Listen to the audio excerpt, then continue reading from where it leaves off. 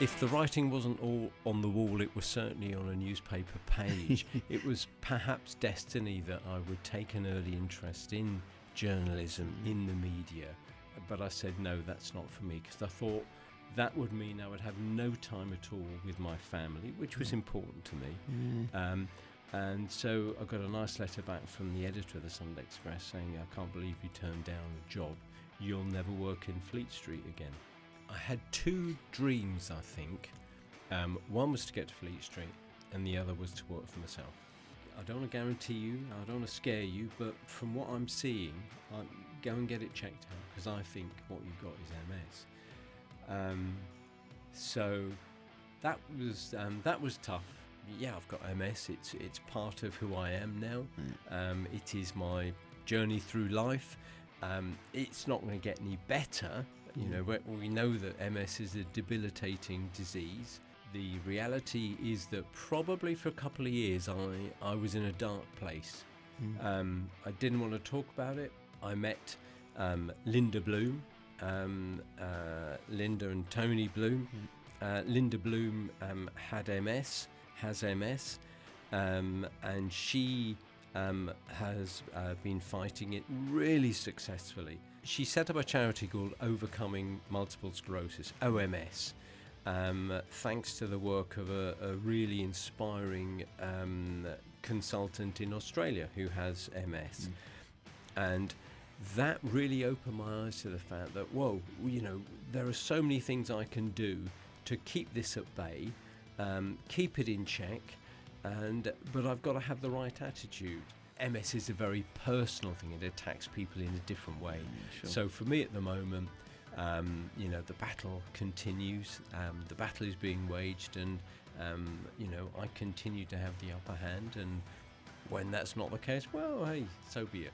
The real things that become important are, for me, and I'm sure the same for you, Sam, is family. You know, having sons who are healthy, who have got good relationships, who are happy in life. That's so much more important than how much you got in your bank account.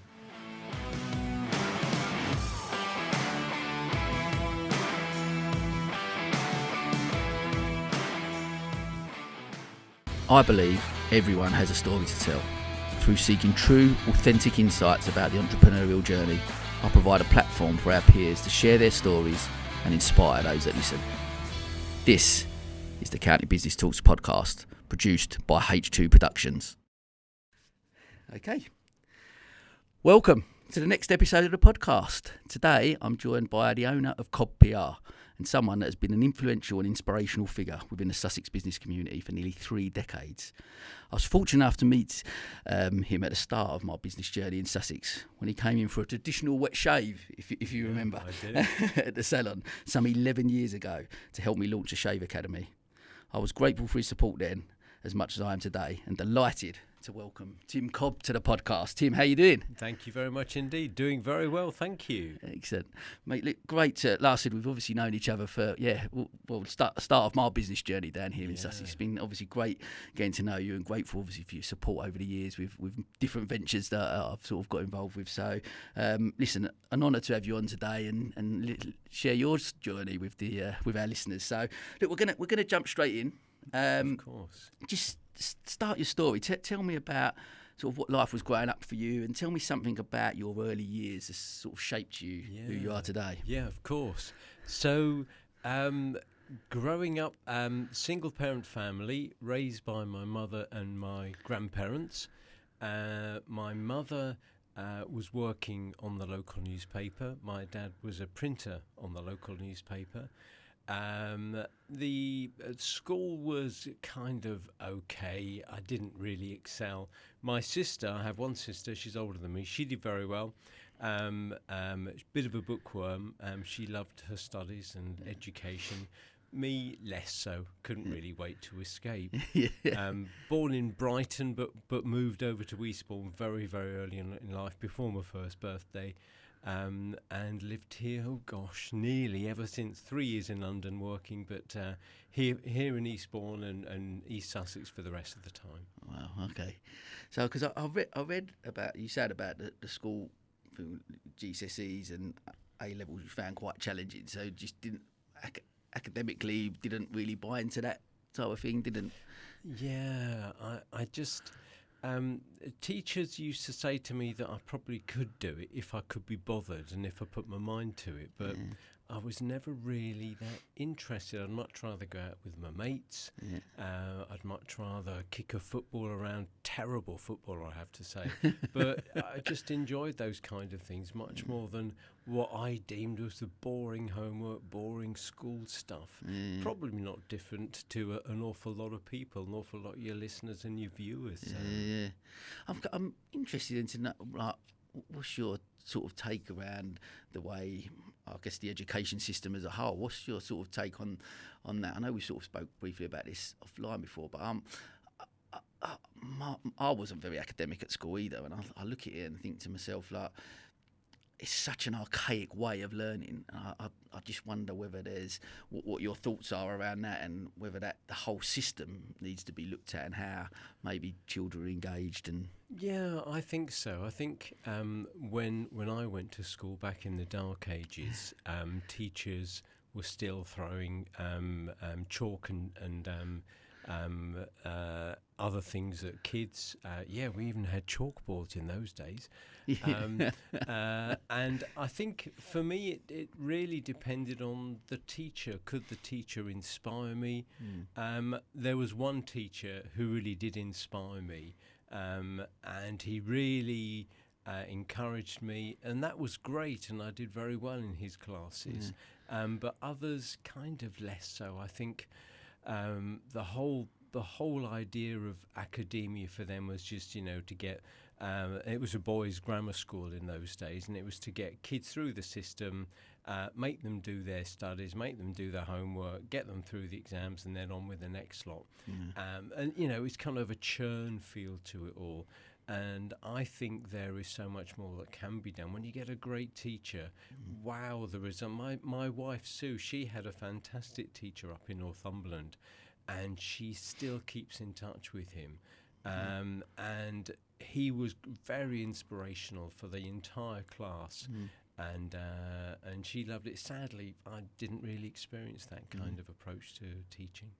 That's really interesting, because I interviewed a guy on here in the first series, a guy called Steve Sallis. He works now with high performance teams, Premier League football clubs, etc. But he was in education, and he was a principal of a school, and he alluded to that exactly the same thing, that actually you've got teachers are paid the same, and you've got one teacher in one class who is just got the kids' attention and really inspiring them, and someone else who is just, and I feel a little bit sorry for teachers, because there is that thing of the curriculum there is set in place, they're judged from Ofsted on certain results, and you've got to get, so it is just a memory test, getting these kids ready for memory tests, and I'm like, how does that inspire or engage people when you just get, because some people just don't learn in that way, do they? No, they don't. And for me, I just found it very difficult to actually for things to sink in. Like when it came to doing revision for O levels and then A levels, I found that so difficult. I just couldn't learn it. I know your brain's supposed to be like a sponge and absorb everything. Mine just didn't work like that. And it kind of, you'd read it once, nothing, twice, nothing. I tried writing it down, but I think I got more excited and I'm more interested in writing it down while not actually remembering what I was writing. So it just didn't work for me. Yeah. No, it's interesting. I mean, so I'm sure listening to you talk about, obviously, with your parents being in that industry, is that where, like, why you wanted to get into the world of journalism? It was. My father left my mother with two very young kids. And therefore I didn't know it, but my father was also a journalist. He was up in London. And so I suppose if the writing wasn't all on the wall, it was certainly on a newspaper page. It was perhaps destiny that I would take an early interest in journalism, in the media. And I did. And I kind of didn't think about any other career option. For me, it was just the thing I wanted to do.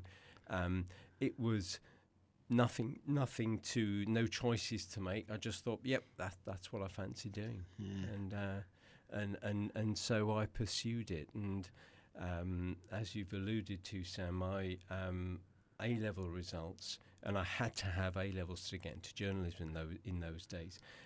They were poor, I think, is an understatement. I scraped through. I got 3 E grades, which in those days was the bare minimum for a pass.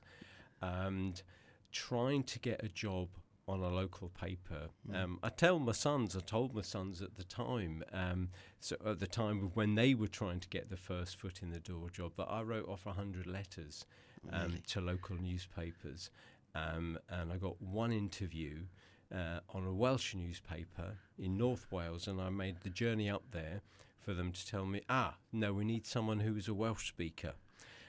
So that interview didn't go particularly brilliantly, and I ended up finally finding a job. But I knew that it was the career that I wanted to do, and I just felt it was. I just keep going until I got in there.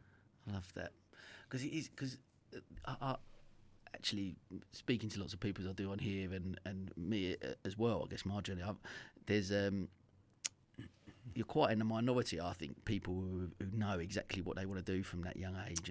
And I know my wife, like, we went to school together, but she was adamant she was going to be a solicitor, and that's the career path she's taken. And it's great to have that. And it's there's so many kids literally get to 16, 17, 18 A-level. I stayed on to do A-level, so I wasn't, as soon as I didn't make it as a footballer, I didn't have a clue what I was going to do. So you go, and but it's great that, like you said, I guess that gives you the focus and determination to write those 100 letters, to keep going until you get to where you want to get to. Yeah, I mean, my sons, I've got three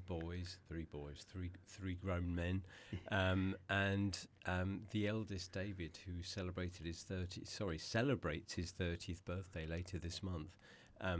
He's gone through university, he's done an MA, he's done a PhD, and it's only now where he's decided where he wants his career to be, which is not related to his PhD in the slightest. My middle son is living at home at the moment. He's kind of between jobs. He's come back from South Africa, where he was working in sort of game reserve activity, but because of COVID, he couldn't stay on there. He had to come back.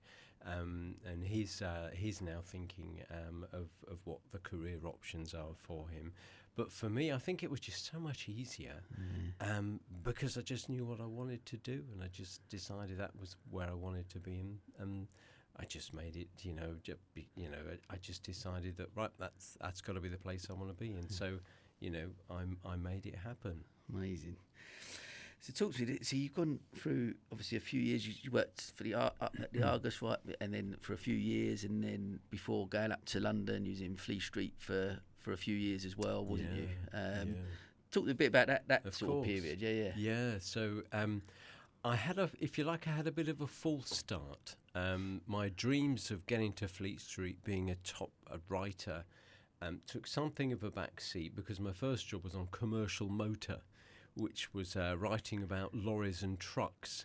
And I made a name for myself by borrowing a Mercedes truck. I was just moving house, that's a bit grand. I was moving bedsit in London. And I borrowed this lovely brand new Mercedes, and that's one of the perks of working on a truck and lorry magazine. And filled it up with diesel, because of course all vans in those days took diesel. Started making funny noises, smoke coming into the cabin. Thought nothing more of it. Topped it up a second time eventually after another day of driving around, and of course it conked out. And it turns out that I was given one of the first ever petrol-driven vans for the weekend, which I managed to completely trash for Mercedes. So I knew that my career was not going to last long in the truck and van field. So after 3.5 years and working my way up, doing the sort of the training there, I was effectively a senior journalist on a trade magazine.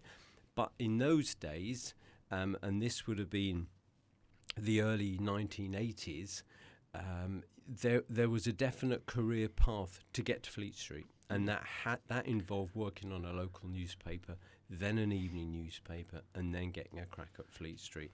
Working on a trade magazine just didn't cut the mustard. So I thought, okay, well, I still want to get to Fleet Street. Well, how do I do that? And then I was offered a apprenticeship, back to the beginning again, on the Eastbourne Herald newspaper.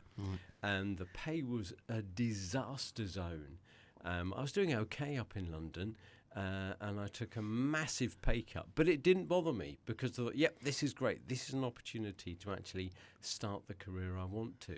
So I didn't view it as 4 years treading water. I viewed it as, well, that was great. That's given me an introduction to that particular type of writing and the specialist magazine market. And now I'll have a go at what I really want to do, which is covering jumble sales fates and mayors launching things. So that was quite a difference. I got my training done. I got my qualifications on the Eastbourne Herald. And then, and I'd also been doing freelance work for the Argus newspaper, which you weren't supposed to do. My editor, though, knew that I wouldn't hang around long. And when I got my training, I said to the Argus, right, I'm ready, come and get me. And very kindly, they said, yep, we've got a job for you. And I started working for the Argus. Wow. And I was there a couple of years, but again, Fleet Street was still in the back of my mind. And so I thought, well, how do I get to Fleet Street? I'm on the Argus, which is great. That's step 2. But I really want to take that big step up to Fleet Street. And for your younger listeners, viewers, Fleet Street probably means nothing, but it's where all the national media were based back in the day. And so I managed to get some freelance shift work up at the Daily Mail. Some of you, I know, will throw your hands up in horror at the Daily Mail. I apologise for that, but needs must. And so I'd be doing a day shift on the Argus, starting at 7 a.m. because it's an evening paper, so everyone starts early, finishing at 3 p.m., jumping on a train up to London for a 5 p.m. till midnight shift. And I was doing that about 3 days a week, and people say, wow, how'd you do that? But that's what we do. Sam, you'll back me up here. That's what we do when we're younger. 100%. And we need to get on, and we need to try and make a name for ourselves and get noticed. So that's what I did. And eventually, and then I got some shifts on the Sunday Express. I was given a trial on their investigations team, special investigations, which sounds far better than actually it was. And at the end of my trial week, I was offered a job, a full-time job, which were very few and far between in those days, because most people had to work as a freelancer for some years. And I'm not pretending I did anything special, because I didn't. But I said, no, that's not for me, because I thought that would mean I would have no time at all with my family, which was important to me. And so I got a nice letter back from the editor of the Sunday Express saying, I can't believe you turned down the job. You'll never work in Fleet Street again. Wow. So when I got my job in Fleet Street, about 3 months later, he was the first person I wrote to, just to say, well, thanks for your vote of confidence. I'm delighted to say that I've now got a job in Fleet Street, working for, it was called Press Association then. It's known as PA now. PA News, and it's kind of like the European version of Reuters. So Reuters covers the whole world. Press Association covers predominantly the UK, a little bit of European stuff as well. But I thoroughly enjoyed that. There's a few bits actually I really want to delve in and take out of that for me listening, and I'm sure for somebody listening. One, the laser focus and determination to get to that, and if you've got that vision in mind and where you want to go, and whether it's starting a business and building that or a career, whatever it is, if you've got that vision and that determination, that whatever that path looks like to get there, because it's not always linear, it's never in a straight line, and it's always over. But as long as you've got that end goal in mind, that path, you can take it, because you know whatever ups and downs you face on that journey, you can visualise that ultimate goal in the end. Yeah, I think you're right, Sam. And when I joined Press Association, I joined in probably the worst job that was on offer, which was the overnight news reporter. No one else wanted the job, if I'm honest. So I'd get up to the office at 11 p.m. and I'd take over from the night news editor who had finished his evening shift. And this was Fleet Street in the early 90s, so there was still a drinking culture then. So the night news editor would often be down the pub, and I'd have to call him and say, look, I'm here, and get my brief over the phone sometimes. And then I'd be doing not an awful lot, if I'm honest, until 7 in the morning when the day news team would come and take over. So my job was just to kind of steady the ship, make sure nothing really went wrong with it overnight. And I did that for a couple of years. And then thankfully I was reprieved, and I got a job during daylight hours, and I got a job on the news desk, which is kind of like the middle management side of a news organisation, but coming back to your point, Sam, I think there was I never had any thoughts about I am a fantastic writer. I'm not an AA Gill. I do a decent job. I do a thorough job. But I was never going to set the world alight, and I knew that, and I was quite comfortable with that.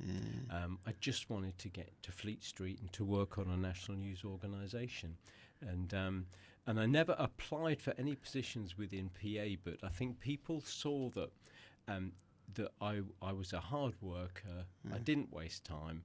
I didn't go down the pub for half of my shift. And I just did what I was paid to do, which to me, like most people, it's the most normal thing in the world to be doing.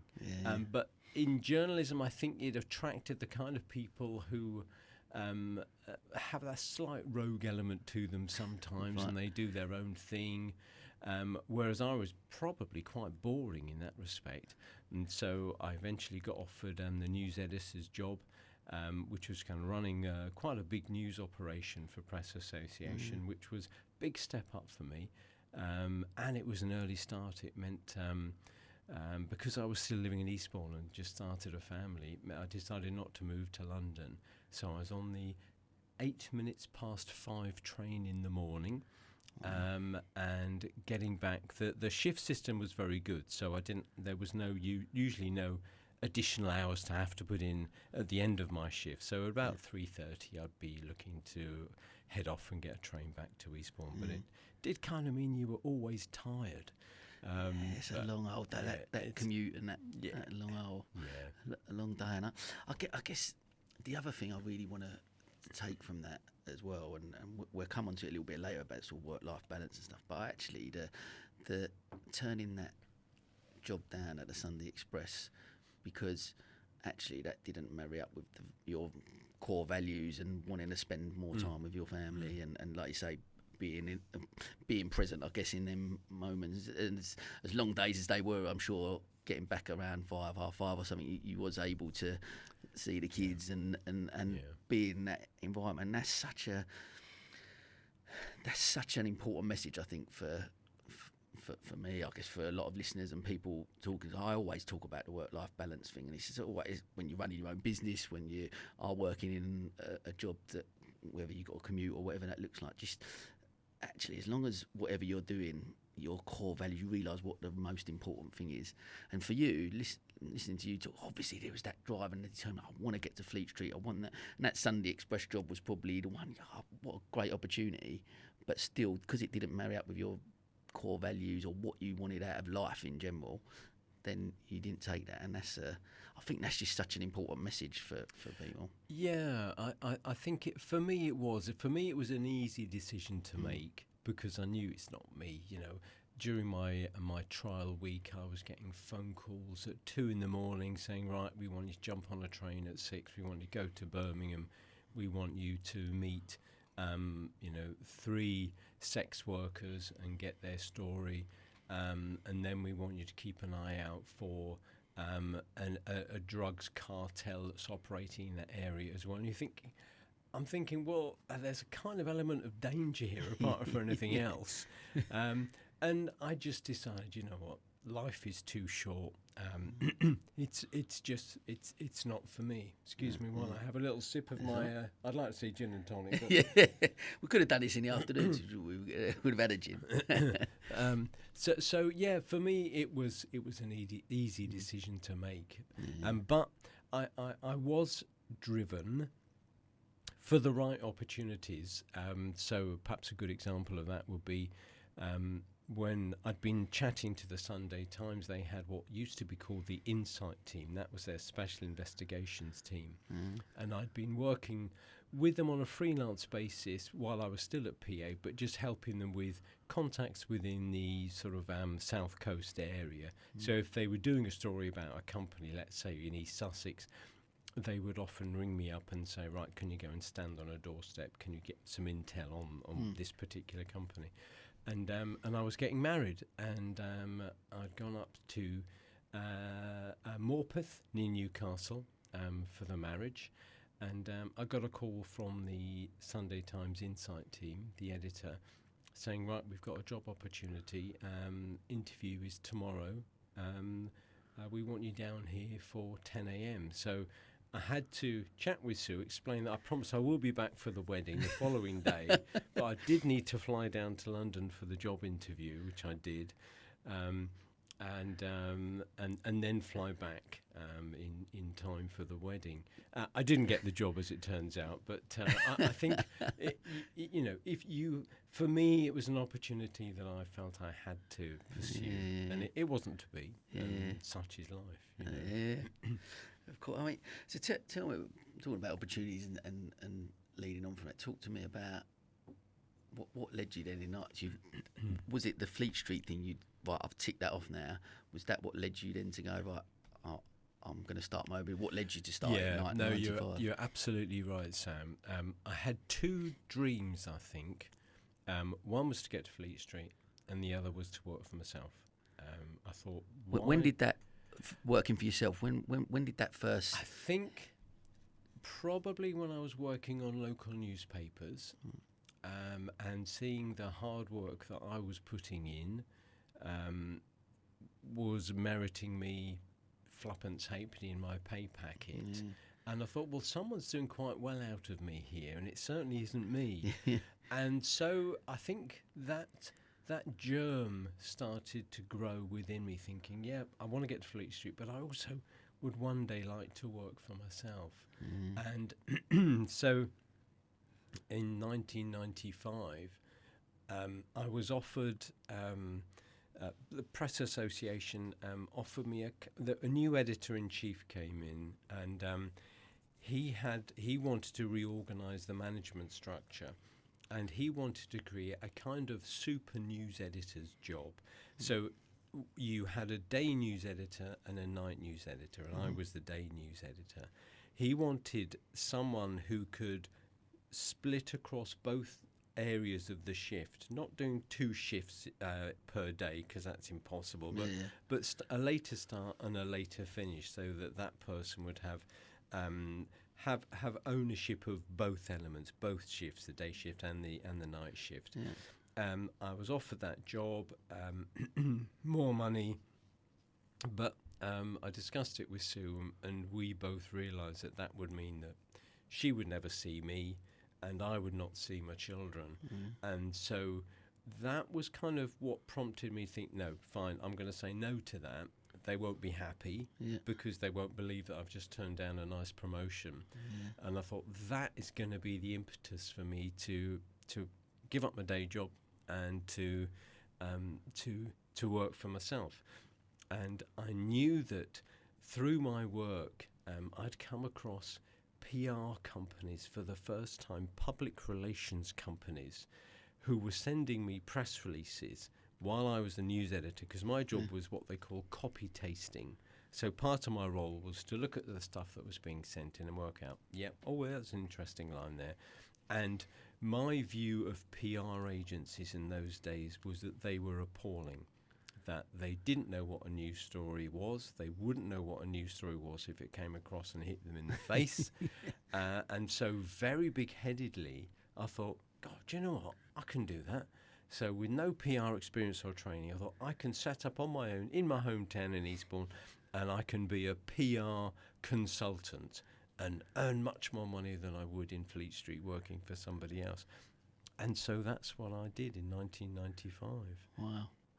Wow, I love that, and I guess for me again, listening to that story and having that, like you said, having some certain goals and dreams that you've got in your life and actually ticking them off, but then going still back to that thing we just mentioned about those core values, and like you said, you could have taken that promotion potentially, and it could have, a really nice job and a great opportunity, etc. But again, back to family, and I guess what's important really, for like you alluded to earlier, life's very short, and we only get one shot as being a parent as well as when we do at life. So making sure that around for them, I guess, as hard as it is starting a business, you are in charge of your own destiny, I guess, to a certain degree. So that allows you them more flexibility to a degree.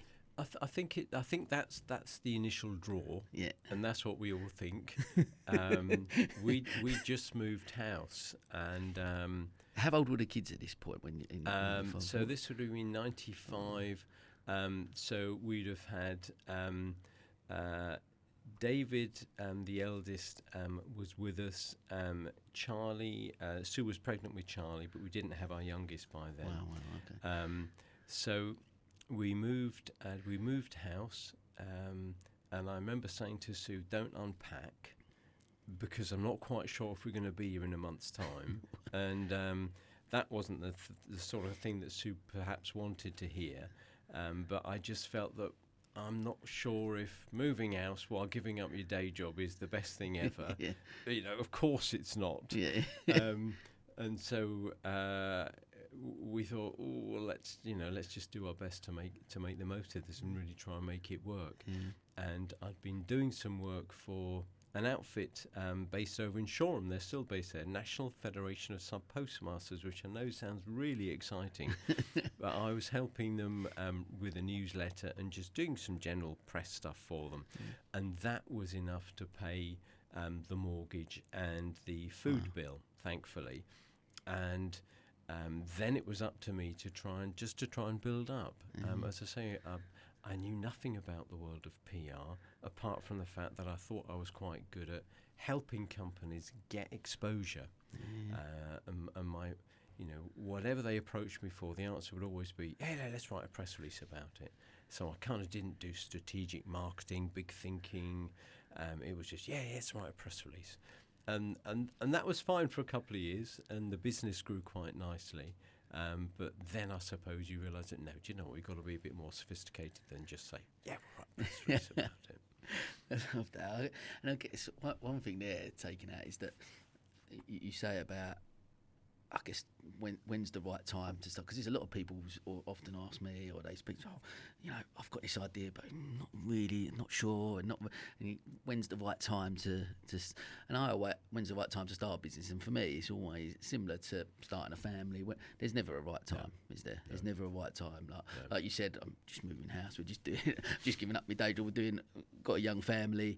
Potentially not the best time to start a business, but actually.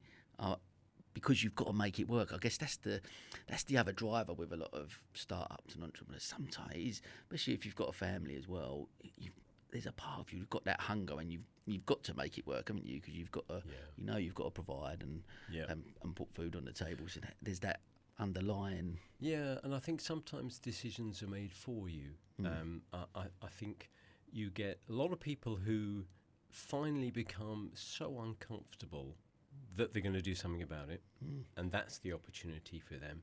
There are other people who perhaps find themselves, maybe through redundancy, through things around their life just changing, that they do need to make that move now. And for me, getting the offer of the Super News editor job, me turning it down, that was really the point that helped me think, right, come on, this is the time. If I'm ever going to do it, now is the time. and I think, a lot of people perhaps will see that in their decision making. I mean, I'm glad, I'm sure you are as well, Sam, that there are not more people who decide to give up their day jobs and set up their own business, because that'd be an awful lot more competition for you and me. Absolutely. But for me, it was the right thing to do at the right time. And I guess as well, like you've mentioned a few times, obviously with Sue, having a partner and having that buy-in from them as well, and having that support as well, and belief that you can go and do it. That's so important, I guess, as well, isn't it? Yeah, Sue has always been, I know it's a cliche, but she's always been my rock.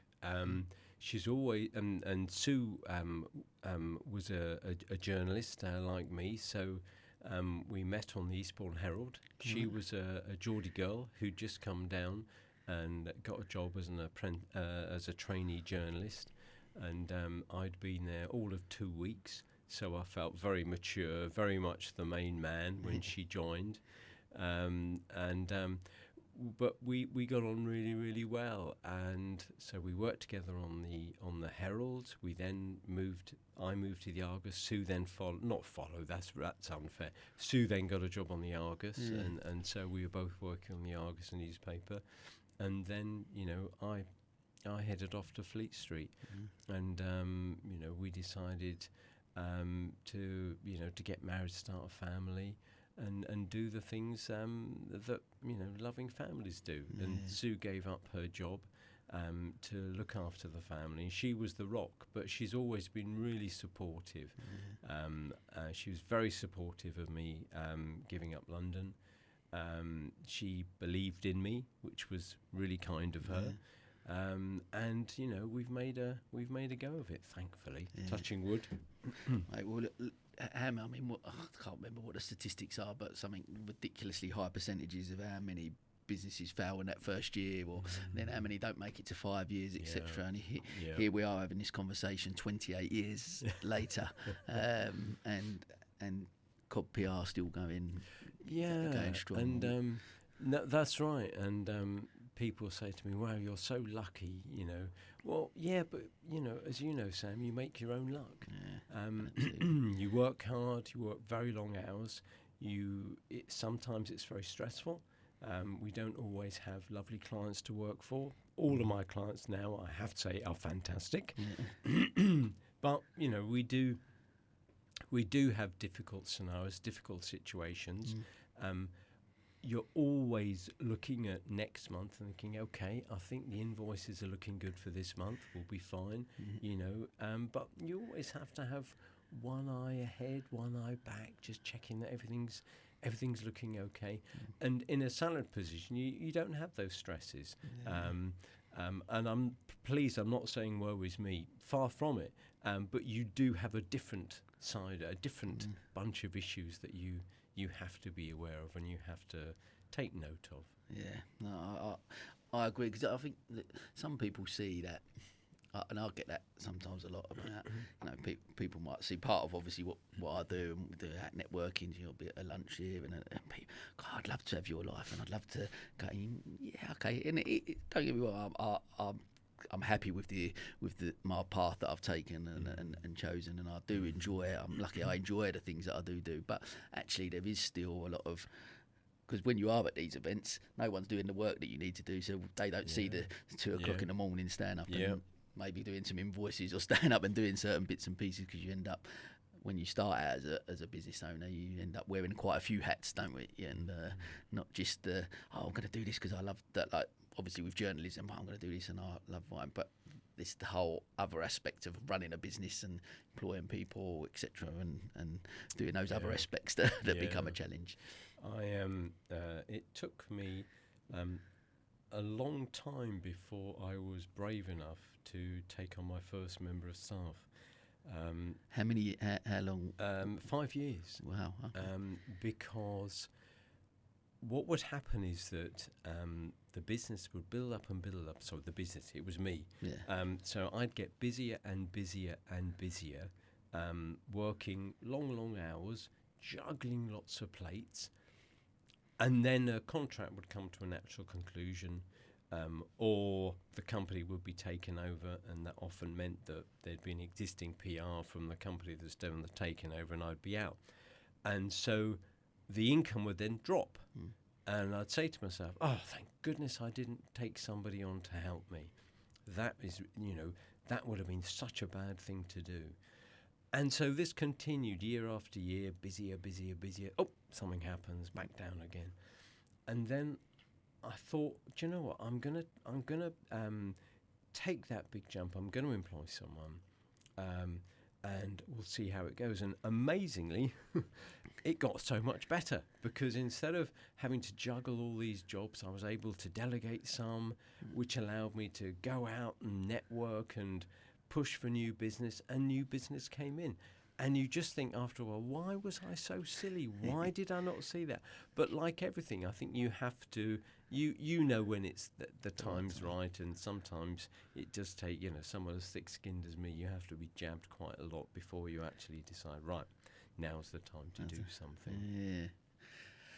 Well, talk to me. You mentioned a little bit about, so obviously, some of the challenges that we face, and especially, one of the reasons, obviously, for starting the podcast is, for me, I love the conversation about business. But I look at my journey and the ups and downs I've had, and I had to close a salon which didn't work, and I look at that as a failure or whatever. But you learn from those things, and I think I'm always keen to explore.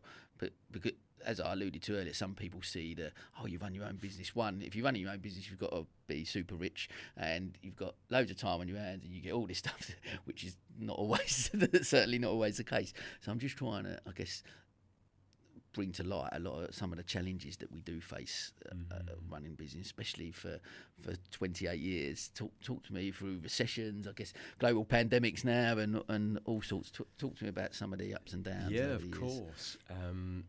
So starting off with the recession, I was driving Mercedes in 2007. Everything was looking good, and I liked nice cars, and I felt it was my treat in life. I work hard, and I deserve something like that. And so I had a Mercedes, and then people started talking about, the media started talking about a recession, global recession, banks failing. I thought, that's fine. I don't do banks. That's not a problem for me then. And then by 2008, we found that a big number of our clients were just sitting on their hands, and the marketing budget was a very soft budget heading, and that we were very easy to cut back. And so we found that big number of our clients were just cutting back, and marketing, as I say, was soft budget. And so the spend it just finished. It dried up overnight. Some of our clients, we work with a housing developer, ROC, ROK, and but they just ceased trading. And that was a big client for us. Thankfully, they didn't owe us too much money. There are people in a very bad situation when things like this happen, and a large company goes under. It's the suppliers that normally end up very out of pocket. Yeah. So the recession was one challenge, but thankfully, we took a deep breath. We kept a very close eye on expenditure, and we kept a very close eye on money coming in, and we started to chase outstanding invoices a little bit more, which is always difficult, because you don't want to be too difficult about it. But at the end of the day, I've got staff, they need payment. They've got mortgages to pay, they've got food bills to sort. But it did start to pick up, thankfully. I suppose the other challenge that we had was unscrupulous clients companies who I took the attitude that I'd go for anything. If they needed help, and I thought I could fill that gap for them, I could do it. My due diligence, it would be fair to say, Sam, was not always brilliant, and so we took on a couple of clients who turned out to be bad uns. We had one guy who wanted us to help promote a book for him. So I told him, even though we'd never done that sort of thing before, if he wanted to, we'd give it a go. And it turned out he was a VAT fraudster. He'd spent his entire adult life pretending to publish and then claiming the VAT back with nothing to show for his publication efforts. And we got caught in that. And that was about £10,000 we lost, and he was jailed. And ironically, unbelievably, the front of this person, he asked if I would be a witness for him in the court case to say how amazing he was. Still struggled with that one. Wow. Wow. And then closer to home, we had a security company who got us to do some work promoting their services, which we did, and the payments got later and later, and you kind of think, oh, well, I'm sure it'll be fine. And then ultimately you realise that, well, that's about 3-4 months with no payments, and there's obviously a problem there. Yeah. And that's when they come clean and say, yeah, sorry, can't pay you. We thought the promotional marketing was our last gasp effort to try and get our name out there and get some new business in, but it's just not worked enough for us. Those things are disappointing, but I think it just shows you that there are some bad people out there. There are some people who will take advantage, and I think the role of a good business person is just to find the right kind of clients to work for. When I first started, I thought I could take on the world. I thought I'd go for everything because I was really good at what I did. So very, very big-headed. And then after a few years, you realise, do you know what? I think I'll be very comfortable working for some good people down in Sussex, down in London as our furthest boundary typically. Yeah. Life was so much better once I decided that, because I stopped beating myself up for not going for that, not getting that, not winning that contract, and you just realise that, no, that's just silly. That's, again, for me, that's quite an important message, really taken away. Something I think I've learned a little bit over the last few years, and certainly the last 18 months or so in these type of conversations, is that, I'm a very driven, ambitious person, and I love that. I love the things I do, but there's ultimately, there was, leading up until when I was 40, I was very much like, I'm going to, exactly that, going to take over the world, and you want to do this, and I'm going to grow it. And to get, there are things that to get to that stage, that level of financial security or whatever that looks like, and building that large business, there's quite a lot of sacrifices that come with that. And back to what you said earlier about core values, about family and those important things, actually, do I want to get to that stage? Because what does that mean, and what does that look like? Does it mean that I haven't got a good relationship with my kids?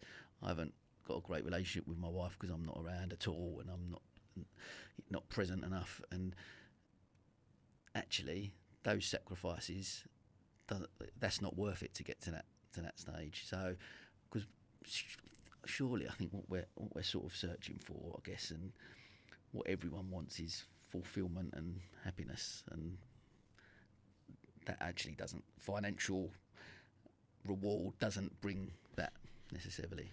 No, I don't think it doesn't for me, but I'm sure for some others it does. Maybe that's the most important thing. Having a big house, having a big flash car, being a member of every private club in London, that probably does mean a lot to a lot of people. But for me, for you, no, it's never been about that. And family has always been important. Was I always there for my children? No. Work did come first sometimes. I remember the first and only time Sue asked me to take 2 of our sons to school because she had a hospital appointment or something like that. And I got to the first school and said, right, come on then, out. And my son said to me, but I left this school 2 years ago. I'm at the school round the corner now. So I covered myself in glory there. I think that goes to show that I had not always been the most attentive father. what I would say is that I wanted to be there for the big events, for the big occasions, and I think pretty much I did okay on that. And the fact that my sons, who are now grown up, one of them married, still come back for family holidays. As someone said to me, as long as you pay, they'll always come back. And I think there's probably an element of truth in that. But they still come back for family holidays, and I have a really good relationship with them, for which I'm delighted. That's amazing. And I do. I often have this conversation with Kelly because I'm unfortunately, I do try and be around, take him to school, pick him up sometimes, and I try and work my days around those type of things. So I am a little bit more present, and I try not to miss out on certain things. But they do know that I am up very early, and I do start work before they're even up. I am out sometimes late of an evening, and I get home late, and they do sort of see that side, and I'm certainly guilty of not always being present, even when I can be in the house and be with them, but I'm not always present, and I'm something I'm conscious of that I'm sort of working on. But I do think there's the other side to that is that I'm hoping, because I know my mum and dad, they wasn't entrepreneurial at all really, but they did show me a really strong work ethic, and I think that's something that's been instilled in me from a young age, and I'm hoping that I can instill that in my kids, and because by you working hard, running your own business, they have seen a strong work ethic, which I'm, judging by what you're saying they've gone on to do and in their lives as well, is they've had that, I guess, that they've been shown by you. Yeah, I think so. What really with Sue's guidance, we wanted to make sure that our three sons did not need to go into our business. I think there's always an expectation from around you, from other people, that one of your sons would take over Cobb PR. We've never been like that. We've never thought that, felt that, and I think it was some years before the boys in their teens worked out what Dad did for a living. They knew he worked hard. They knew Mum worked hard, but they didn't really know what we got up to during the day. But that work ethic. So we were very, very sure that they would not come into the communications world. They would not follow in our footsteps. If they wanted to, of course, that's Would different. you have embraced that? That's what, if they had come in and they'd gone, Dad, I've seen what you've done up, Mum. I want to be involved. Can I take this over? Yeah, absolutely. But I didn't want to be the pushy father. So, saying to all of them, come in on a Saturday and I'll show you what I get up to, and you can have a go at something like this, because there wasn't that interest from the boys in the first instance. And although I suppose if I'm honest, that initially I thought, oh, that's a shame. But Sue, as ever, put me on the straight and narrow and said, look, we don't want the boys going into the business if they don't want to. If it's not for them, it's not for them. They have their own careers, their own lives to follow, and we've always believed in that. And so, we're very pleased, that they are doing their own things now and choosing their own career paths. Okay, I just wanted to say something about one of our sponsors, EMC Corporate Finance. Trust must be earned, especially in business. It goes both ways and takes time to build. That's why you need an advisor with a proven track record who understands its value and, more importantly, the value you place on your business. EMC Corporate Finance is built on a legacy of trust. For over 30 years, they've been advising and supporting entrepreneurs, guiding them through the challenges of private company ownership. Whether you're looking to raise investment, accelerate growth, or crystallise value with a profitable exit, the team are here to help. So if you're ready to take that next step, let EMC be your guide. For more information, go to www.emcltd.co.uk. Okay, back to the podcast. Yeah, it's amazing, isn't it? I'm the same, because I've been a football mad all my life. Of course, having twins, and I was like, of course they're going to be great footballers and want to be, and they have not got any interest. They're still only young and they may come future, but they have no interest whatsoever. And like you say, ultimately, as parents, all we want is them to be happy and choose their own path, and we just encourage that, whatever that looks like, isn't it? But I'm keen just touching before we move on, just touching on the sort of challenges side of stuff and like how that sort of recession time and that period, and then how does that sort of compare to where we are sort of now? I guess with the business and certainly last 2 years global pandemic. Talked about that period, but also like obviously there's the talk about recession now, inflation, and everything where we are. What how does that sort of compare to where you are now? So when COVID struck, the word pandemic suddenly became popular. I think, what's a pandemic? I know was that not in the business plan then? That was in the business plan. No. Possible challenges? No. The global epidemic did not feature. And so for us, it was a little bit like the recession, where our clients were going, "Oh, what's this? What's this going to do? How difficult is this going to be? What's lockdown going to mean for their business?" And of course, that has a knock-on effect for us, because if they're not thinking about their own marketing, that means we're not getting work to do, and therefore. Times become a little bit more challenging for us, and we experienced that thankfully for only about 2 or 3 months, and then our clients just big sigh and thought, right, no, we're going to have to crack on. We're going to still have to crack on with our work, with our marketing, with our PR activities. And so thankfully it wasn't as bad as I feared it might be.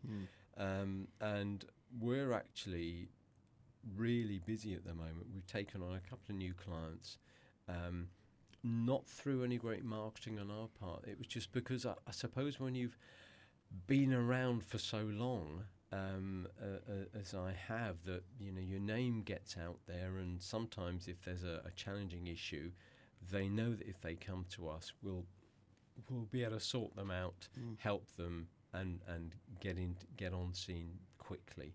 And so we've had a couple of nice big clients that have come along, and we've managed to wow them, and they've remained with us, a year and a half on, which is great. So and I guess like you tell me because often people are sort of talking to me a lot about what do you feel the mood at within the business community is and stuff like that, and I don't know if you feel this, but I certainly do that. I wasn't running a business during the recession, but obviously I remember it back in 2008. But certainly since then, I'm running businesses I have now. Like it shocked the world, the global pandemic. Of course, we didn't know how to sort of cope with that. But that word resilience come out. You get through that as a period, and you sort of. I see this next stage as just the feeling I'm getting from the community is actually this is just another hurdle. We've got to crack on. There's no point in going, oh no, I'm not sure about this or I'm not sure about that. We've just, actually the mood is, I know it's going to be tough, but it can't be much more tougher than the last couple of years. So let's just get our heads down, let's crack on. That's certainly my attitude towards it. And generally the people I'm surrounded by and the people I speak to, I think that's generally the feeling I'm getting from the community. Do you feel the same? Or yeah, I think it is, and you have that age-old expression of what doesn't kill us can only make us stronger. And I think there was a big element of that during COVID, during lockdown. And while there were companies that went under, some of them really unfortunate. They did everything to try and make things succeed. At the same time, there were companies, zombie companies, which really shouldn't have been there anyway. And they went under. And okay, I can't say I'm too sad about that. And there are companies, of course, who almost dare not say it, but they've done bloody well during COVID and lockdown. I know a person who I won't name, and I won't say what profession he's in, but boy, did he do well during lockdown and COVID, partly because of all the furlough. Partly because all of the grant funds that the government was giving out to companies to help them, to support them. And he was finding that a lot of these people were coming and spending money with him. Wow. They probably shouldn't have been. And maybe the tax man is having a good look at how they spent the government funding. that came through COVID lockdown, but he's done very, very well. And good luck to him. Sure. He's done well, but he had to be there in the first place. He had to be out there. People had to know about him in order to get there. So it's almost like I feel a little bit sorry for the companies that have done very well, because some of them dare not say it. Actually, I've had a great lockdown. COVID's been brilliant for our business. But as I say, good luck to them. Well done. I completely agree with what you're saying, and it's not. And you've got to be, I guess, especially from a PR point of view, you've got the tone's got to be wide. You've got to be quite sympathetic to the world out there. But there was a couple of people I spoke to during lockdown who were saying to me, actually, like good friends, who've gone, you know what, we're doing okay. Things have gone really well, and because of the type of industry we're in or whatever, we've just taken on more staff. We've doubled into. I'm like, but it wasn't. I didn't get that that news and think to myself, well played to you. Like, I'm really struggling, and you're doing. It was more like, because we need to hear those good stories, and I was conscious of that within SBT, especially like being sensitive to where people are and what they're in. But actually, it's great to see that there are some companies doing well, and it's good to shout about that and promote that and be, because it gives other people maybe a bit more hope. Actually, there is something out there that we can do, and there are people doing well, and a lot of your listeners and viewers will know Bradley Hatchett and Network My Club. When COVID struck, lockdown struck, I emailed him because he was on the cusp of doing great things. And I emailed him and said, "Oh, Brad, I'm so sorry this is happening. This must be a disaster for you, but you will get through it.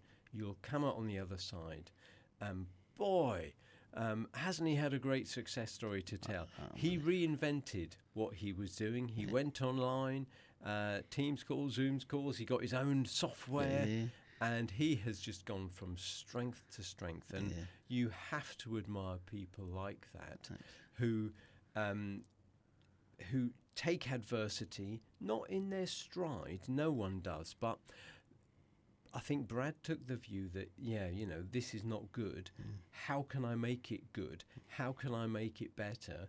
And how can I lead the way out of it? And I think that's what he's done. He's done really well, and good for him. I completely agree. I know Brad really well. We've done some stuff together, me and him, and I was with him last Friday. We'd gone to a drink together, and we were sort of chatting about stuff. And it has been, like, I often use the way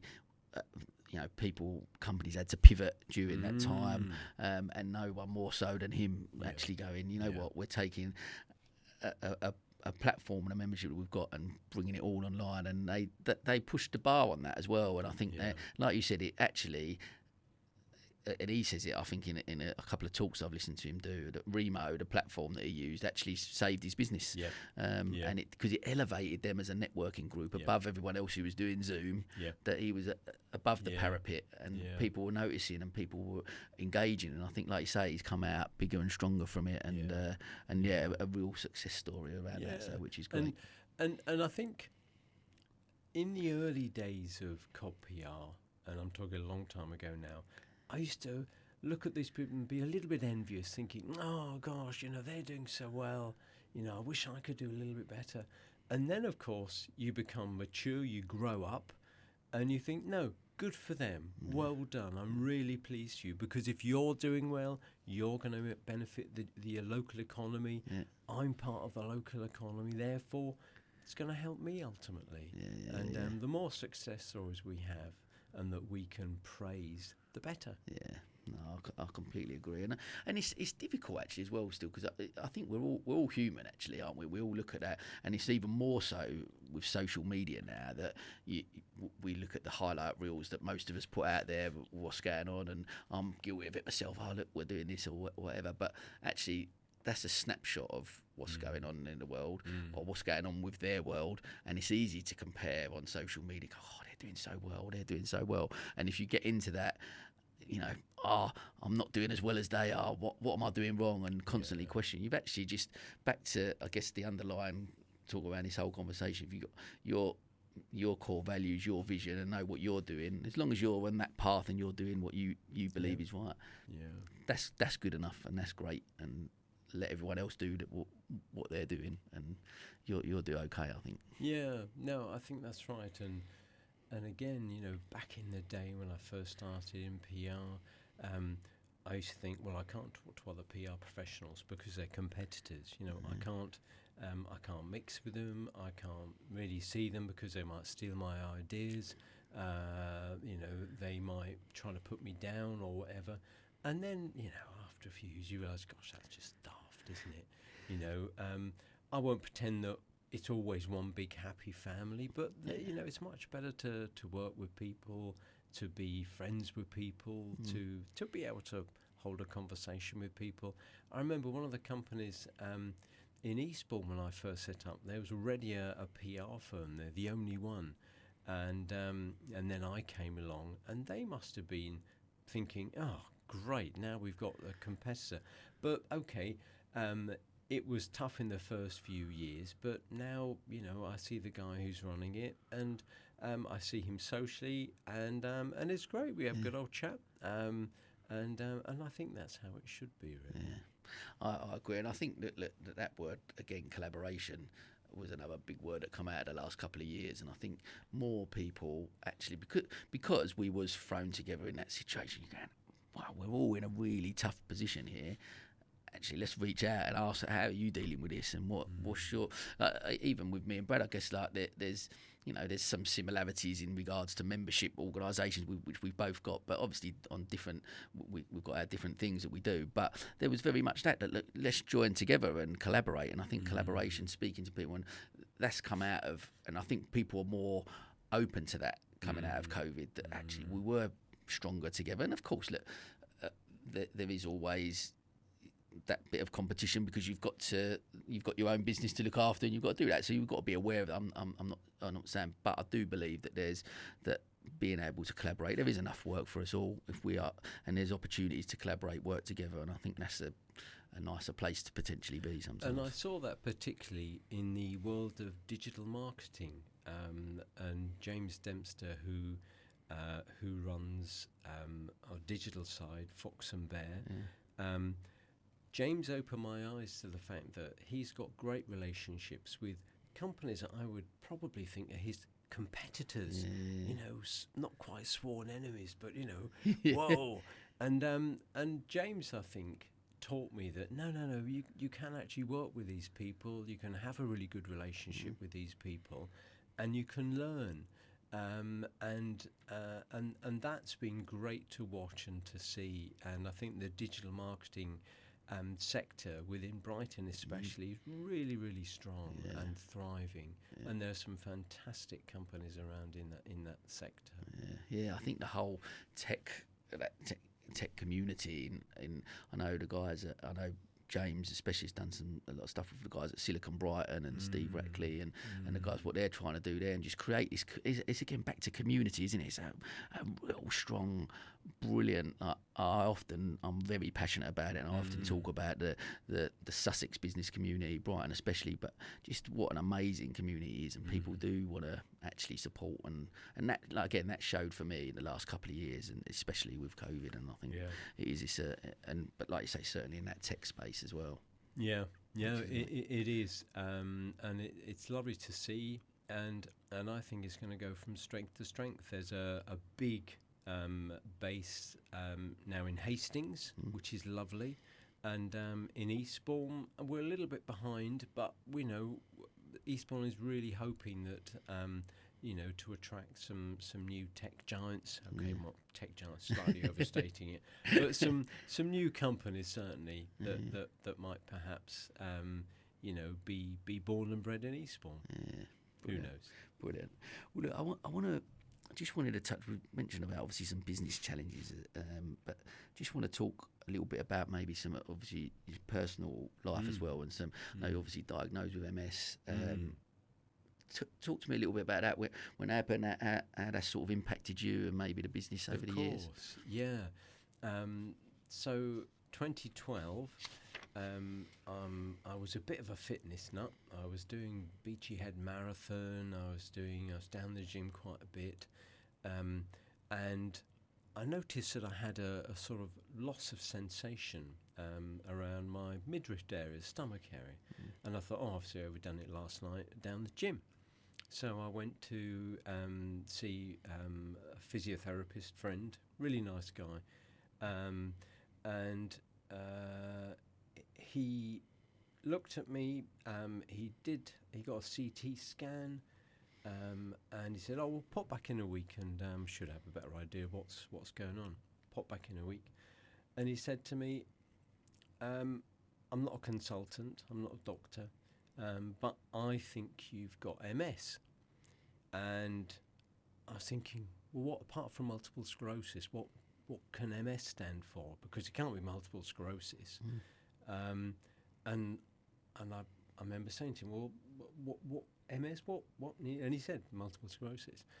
And he said, I can't, I don't want to guarantee you, I don't want to scare you, but from what I'm seeing, go and get it checked out, because I think what you've got is MS.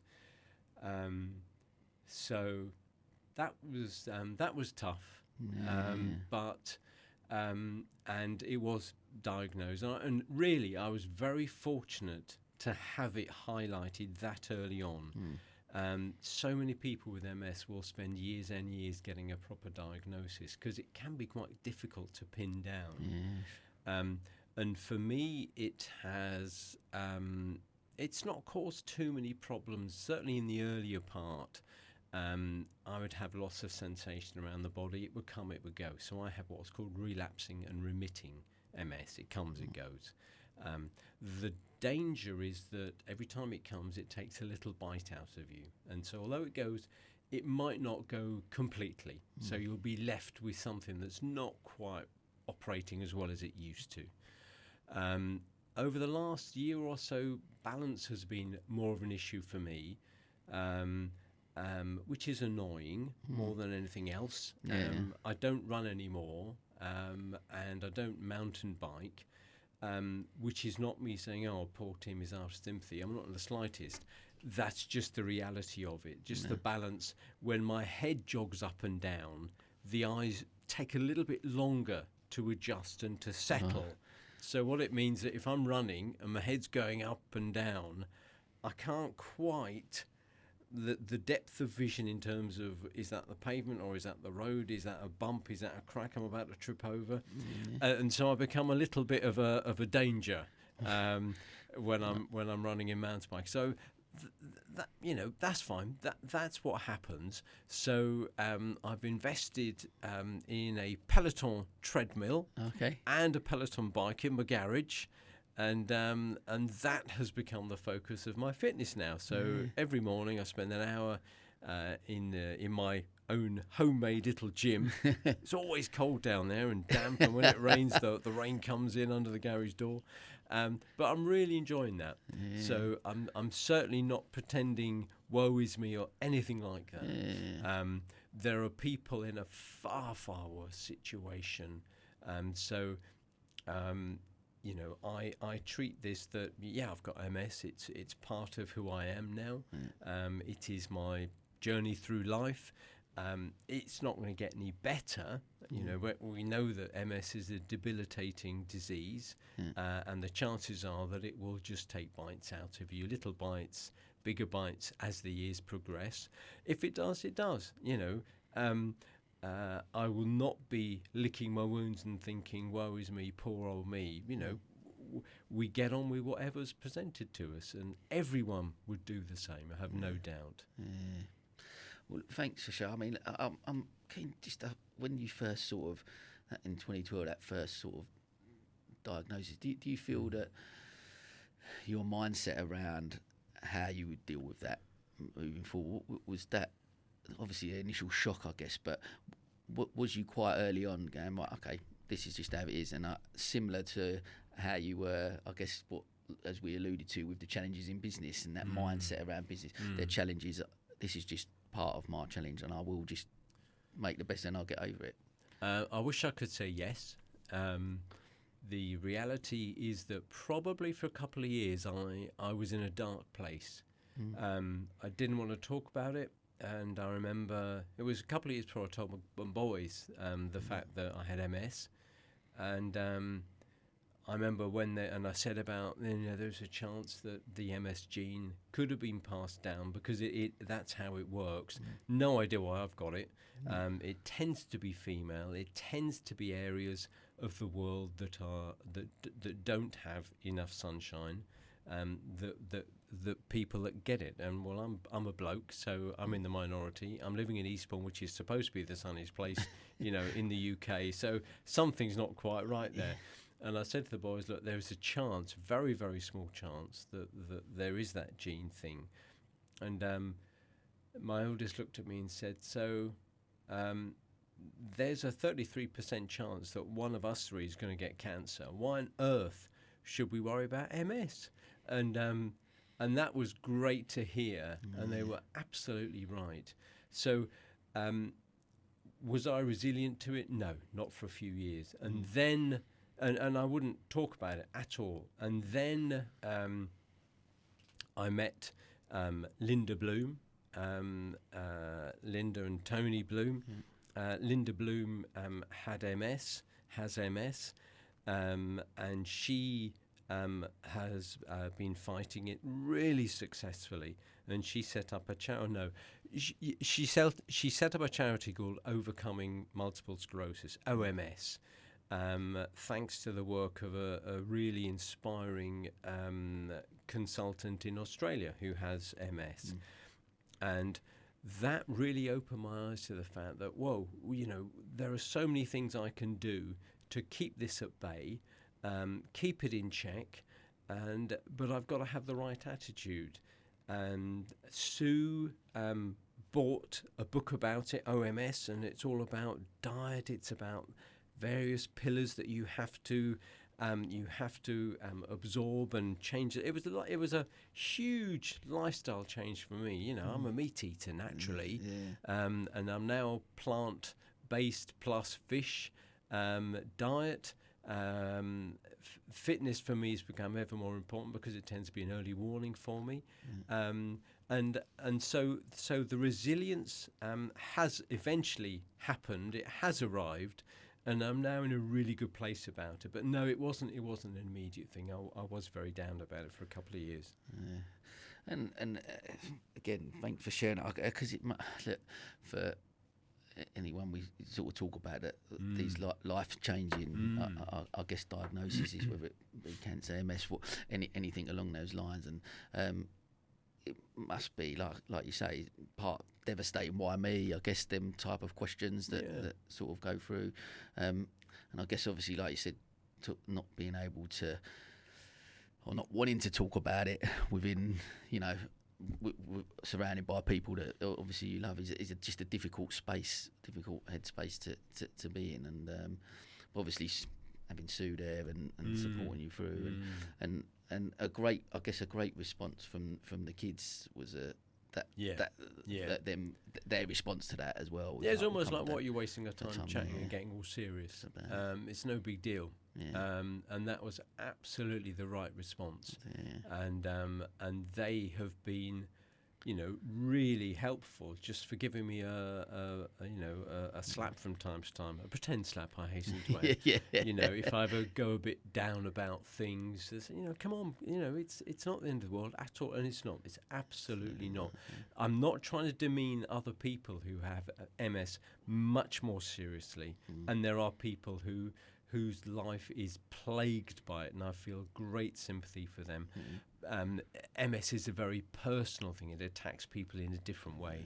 So for me at the moment, the battle continues. The battle is being waged, and I continue to have the upper hand. And when that's not the case, well, hey, so be it. But at the moment, it's brilliant. All good. Good, mate. It's good to hear. Thank you. And you alluded there as well, obviously, about charity and stuff. Obviously, with the OMS, I know that you've done a lot of work and supported a lot of charity stuff over the years, and I know that's obviously something that's really important to you. Talk to me a bit about that type of stuff, and as well, how do you think it's quite, as a CSR focus for most companies, it should be quite an important thing for everyone, do you think? Without getting on my high horse, For me, it was very important. I always felt that if you get a living from the community, that there is some onus on you to put a little bit back. I think some companies try too hard with that. I would always say that put back when you can afford to put back. Build your business up first, make it profitable, and then is a great time to start thinking, right, what can I do? How can I support my local community? And it doesn't always have to be money. It doesn't have to be, writing a check for this, writing a check for that. For me, a lot of it is giving my own time or giving my own skills, So if there's a charity that wants a bit of help, very often it'll be, can you help promote this? Can you help do that? Can you help us organise this event? Yeah, that's great. I'm very comfortable doing that. And then it's a question of making sure I get the balance right. I don't want to spending more time giving stuff away than I'm actually bringing stuff in, because then all of my team suffer. It's a balance to be had. But no, I enjoy giving support to local charities, and giving a bit of time if I can, if I've got the time.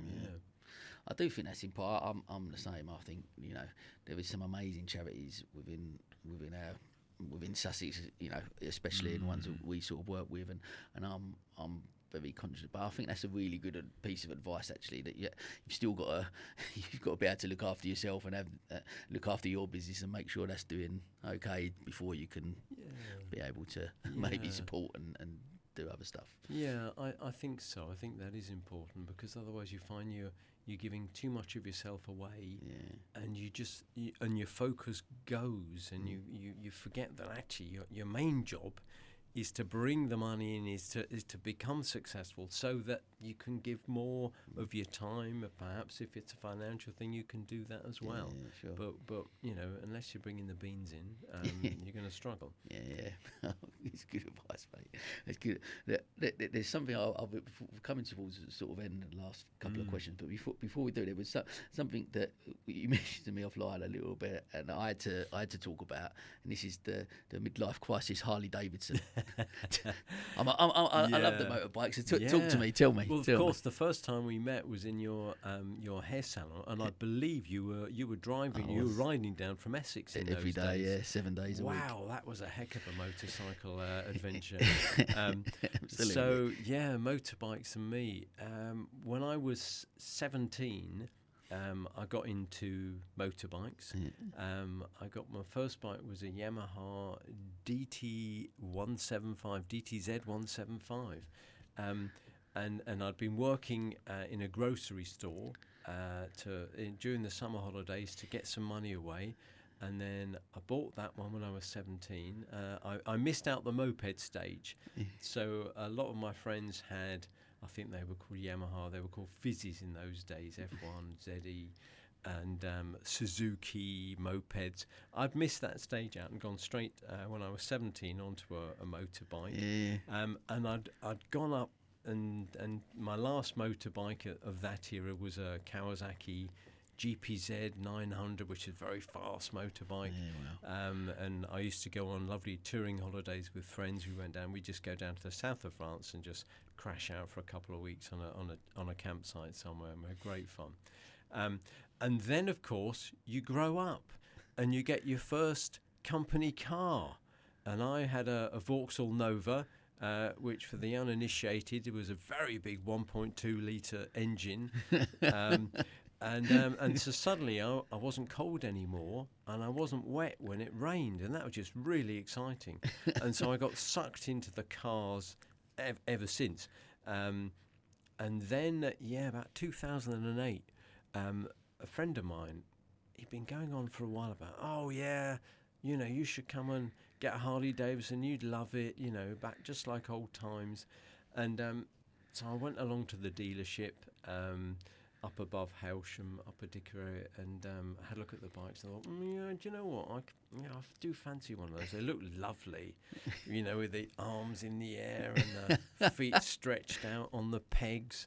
And so I did it. I bought myself a Harley Davidson. I joined the 1066 chapter, which is so when you buy a Harley, you're automatically registered in your local chapter, your local really? bike group. Okay. And so I was able to wear a strip on my back saying, 1066 chapter. And you feel it's a bit of a macho thing, if I'm honest. And you feel a bit more alive. And yeah, so we used to go for outings at the weekend. We did a trip to Europe. We went over to Bruges. And I think the main thing is that and there are about 20 Harley Davidson owners who went on that one. And so we were staying in a hotel with a lovely pedestrianised area out front. So we by permission, we parked all our motorbikes out front. And that became a real tourist attraction for about the next couple of days while we were there. Because these bikes ain't cheap. Yeah. Today you're paying about £20,000 plus for a new one. And I was very pleased to say that in 2008, I was probably one of the youngest Harley Davidson owners. And the other great thing about Harley Davidson was because there is no fairing, so there's no windscreen. Yeah, sure. It gets bloody windy, and so anything above about 55 miles an hour was real challenge. And that was just what I needed, because if I'd have got a super bike, God knows what I'd have done with myself. Yeah. But Harley Davidson was good, but it lasted a couple of years and then I sold it. I grew up a bit, and I've now got my current midlife crises of a piano. So I attack and murder piano pieces once a week. And French, I did very bad, as we've discussed earlier. I got an E grade in my French A-level, so I'm determined. I'm not going to take A-levels again because I hate exams. But I've been, studying it online, and I have 1 hour French conversation chats every week, which I really enjoy. Wow. So yeah, they're the current crises. Their experience. For me, you do look at people often say about, especially the motorbike side of things, midlife crisis. But they're just until you've rode a motorbike, there's nothing actually quite like it. I don't think. No. Mine was a completely different. I was never really into bikes when I was younger. So mine was purely right. I need to get from A to B. What's the quickest, most economical way? So the motorbike seemed like the most sensible thing, but if them first 6 months of me riding up and down that M25, if you had seen me behind the helmet, it was very much, I can't believe people do this for fun, just get me there safely. But 7 days a week after a while, you go, and I actually really miss it now, so I'm coming round to that. Maybe I'll get myself a Harley, and we'll see where that goes. Absolutely. But look, we'll come to where I talked about work-life balance. I did want to touch, and you've mentioned throughout about Sue and your wife, obviously, but she's actually worked within the business for the last sort of 20 odd years, isn't she? So, you mentioned obviously earlier a little bit about not always being around with the kids and stuff like that. But do you feel that obviously over the years, looking back at that time, that you got a work-life balance? You got it right? You didn't. Especially, I guess, one thing with Sue being involved in the business, it must have been very difficult to just actually switch off when you was at home, because you're both involved in it. Yeah, that's the danger. Yeah. Most people are horrified when they find out that not only are we married, but we also work together. Yeah. So we have no real break from each other. When we work from home now as a result of COVID, and we were in offices for 15 years, but the lease came to a natural end, and we decided, no, we're going to work from home at the moment. So that's what we're doing. So the only time we had any break when we had the office was when I was actually travelling to and from home to the office. Sue would walk to get her exercise, and I would jump in the car and drive down, and then she'd get into the office, and I go, "Morning, dear, how are you? Been a while." But Sue, Sue's been brilliant for the business. She handles all the finance. She has her own set of clients. She's the sensible one. She always was, always will be. I'm the one who comes up sometimes with harebrained ideas, and Sue talks me down and says, "Do you know what? I don't think that's one of your better ideas." And 99% of the time she's right. Always right. and I listened to her, and I think that's why we're a good team. Yeah. You know, I want to push things this way, and Sue will always say, yeah, okay, but the downside of doing that is X, Y, and Z, and you know, it's, And we need that sometimes, don't we? yeah, we do, we do, yeah. Brilliant. Well, look, talk to me just about one. Talk to me about over the 28 years of running a business. Even go back to when you obviously in Fleet Street, but could you pinpoint a highlight in your career? Talk to me about over the course of running a business, and what does success look like to you? I suppose a highlight, I would have to say, is very much the social side.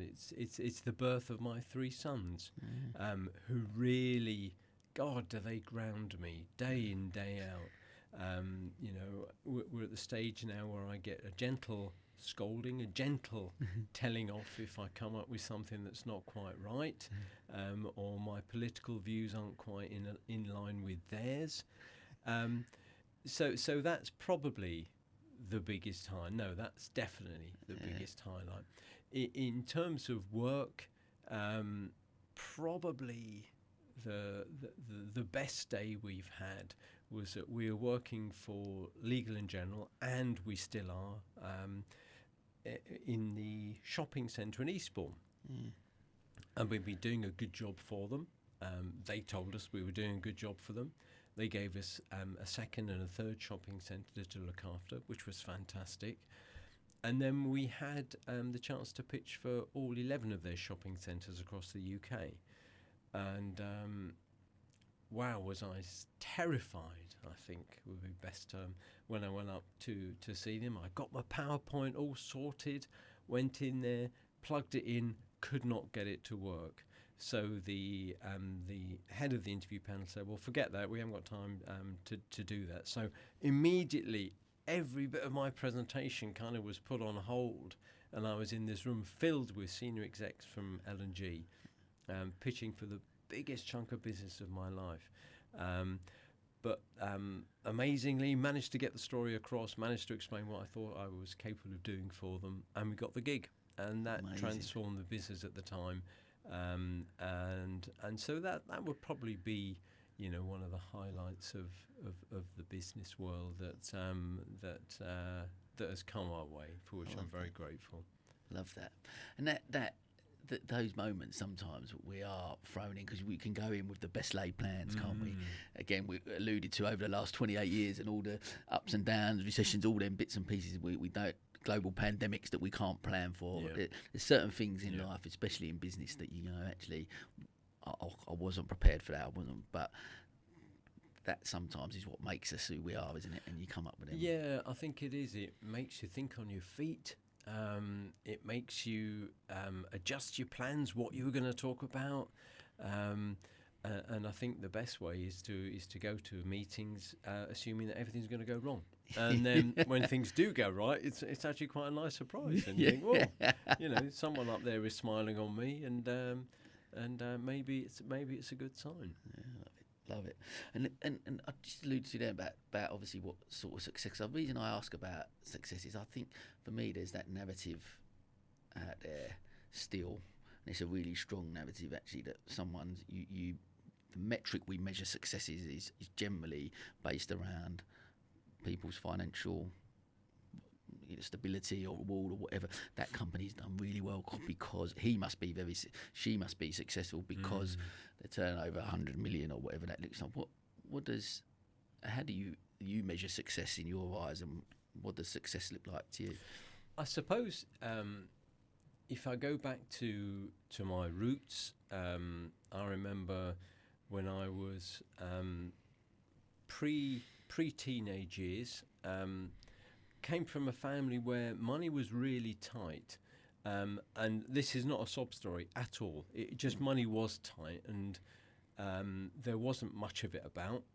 And I remember going to somebody from my mum's church said, "Oh, I'll take your children out to the theatre," which was like, wow, what's that all about? So we went to the theatre, and I remember to this day the woman bought me a soft drink and some crisps, and I just thought, wow, she must be so rich to be able to do that.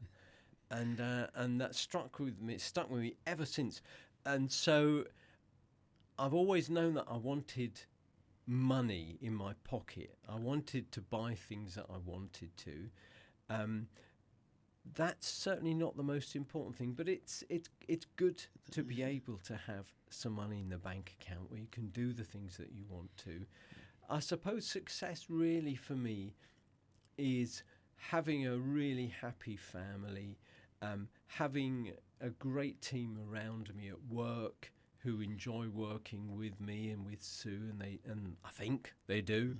And I suppose I don't want to be a multimillionaire. I want to have enough that I don't have to wonder where my next pound's going to come from. But I'm not greedy like that. I don't want a big flash car anymore. I don't want the biggest house in Eastbourne anymore, in Brighton.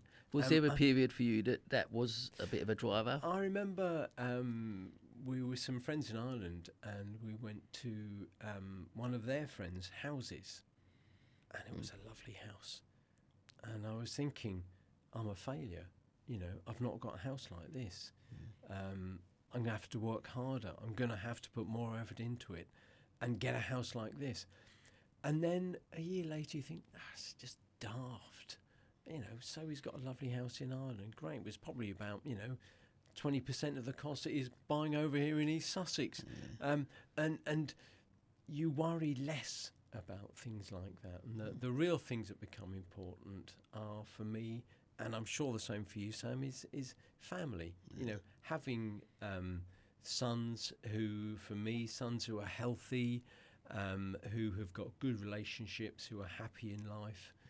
That's so much more important than how much you got in your bank account. Love that. Yeah, mate, I completely agree. And like I said, I think listening to you talk and getting to know you as I've done over the years, and I was a little bit, I would always go, like I said, I remember getting to 40 and going, failed, I've not got the house that I promised that we was going to be in, I've not got this, I've not got that. And but actually what got me through that and over that mindset was that I was looking around and just surrounded by people who love me and who I love, and for me, I changed my narrative around what success was. And I thought, if I died tomorrow, actually, I think I'd be seen as a successful person not if they measured my bank account and looked at that, but if they did look at the relationships I've built and hopefully the friendships and love that I was surrounded by. If that was where how my life was measured, then that would be successful, and 100%. That was okay with me. Yeah, so 100%. I agree. Brilliant. What does the future hold for you, Tim? I'm very lucky because I still enjoy what I do. So I think Cobb PR will continue for the foreseeable future, all things going well. And I still, although I'm a little bit older than when I first started, about 30 years older than when I first started, I still have, my brain seems to function okay. Always been a people person, and I think there's for us there's always work out there to be won and to companies to support. So I think Cobb PR is not going anywhere for the foreseeable future. Love it. Long may it continue, sir. Long may it continue. Thank you. Well, look, we're going to finish, as always, with our quick fire questions. So I'm going to throw these ones at you, okay? One piece of advice do you give to your teenage self? Don't change anything that I've done so far. I think it's been a slightly crooked route that I've travelled to get where I wanted to, but every pathway I've taken, fantastic experiences. Well, most of them fantastic. And so I don't think I would change anything. Love it. Who has inspired you in your career and why? Probably two people. One is some of your older listeners and viewers might remember a guy called Neville de Moraes, who worked at Business Link, which was then part of Sussex Enterprise, which of course is now Sussex Chamber. He was a business advisor, and he worked with me and Sue for some years. Neville was fantastic, lovely guy, great sound advice that he gave us. And the second person would be Nick Ascroft, who many people will have heard of. Tragically, he died Christmas Eve last year, so just over a year ago. He was my company chairman, and I think he had a public face where a lot of people thought he was, quite a hard-nosed person, real serious business person. I was fortunate enough to see the other side of him, and as a quick story is that we had many years ago we had an unexpected tax bill of about 10,000 quid, and without a second thought, Nick said, "Don't worry about it. I'll put 10,000 in your bank account, and you pay me back when the money's good." And he did that. Not a moment's hesitation. Chucked the 10k in my bank, paid the tax bill, and then within a month, everything has sorted itself out, and we paid him back. But it's just things like that were amazing. And when he first said he would be happy to come and give me some business advice, I said, "I can't afford you." He said, "I don't want your money." He said, "I'll just come along, we'll have a chat, and we'll just see if there's something between us that you like and I like, and we'll take it from there." And so, good guy, great guy. So sadly missed. Yeah, absolutely. I did know of him, and he echoed that. So what a great guy. Thank you for that. Well, look, can you recommend a book or podcast to our listeners that has had an impact on you or influenced you? I think I failed on that one, and I blame the fact that there were no books when I was growing up. No, that sounds awful. There was no interest in books when I was growing up, and so since then, if I ever think about reading a book in the evening, and I read non-fiction books now, but I used to think that if I'm sitting here reading a book, I'm not working, and I'm lazy, and I should be getting out and doing things and getting new business in. An appalling state of mind, I completely admit, but because of that, I've just not really done books or podcasts. But I must change that. I must change that. Fair enough. I'm the same. Actually, I don't read. I know you mentioned James earlier. I know he's a massive bookworm, isn't he? He reads about 1 million books a week or something. But I've never been a big reader. I'm very slow readers, and it just takes me. But for obvious reasons, I am a fan of the podcast, and they're a great way. Just you go on that walk, Tim, chuck a podcast on there, and I've got my podcast app downloaded, so I'm ready to go. I love it. Look, final one. What is your one rule for living a fulfilled life? One rule, I think it's. I think, and I've said this to so many people, but I believe in it. Treat others like you would like to be treated. I've seen bosses being very sharp and sometimes quite rude to the people that they work with. And there's just no need for it. You don't get more out of people from being like that. And I always think that, certainly for me, it's been about climbing a ladder, getting to know people perhaps at the top of the ladder, and in my day Nick Ascroft was someone who was at the top of that ladder, and I wanted to climb up there, and I wanted to smell the air up there and touch what was up there, but always remembering that what goes up must come down, and that when you're on that slippery ladder coming down again, anyone you've upset higher up could well get their own back. So be nice to everyone. It doesn't take much. Be nice to everyone. Treat people like you would like to be treated. Love that. I absolutely love that. And what a brilliant way to finish. Listen, I could talk to you for hours, Tim. I can't thank you enough for coming on and sharing your journey with us and your story, and some amazing insights into running a PR agency over the last 28 years and just sharing everything around that. And it's been a real honour to to get to know you over the years, and on a personal note, just very grateful for your support over the years. Like I say, I alluded to in the introduction, coming in and having a shave at the Shave Academy, and I was launching that and helping me with that, and over the years with whatever ventures, just being supportive and just everything like as you alluded to, doing things with integrity as you are, and being an amazing person. So thank you so much for your time. And it's been an absolute pleasure, Sam. Brilliant. I really enjoyed it, and I think that, as they say, sir, is a wrap.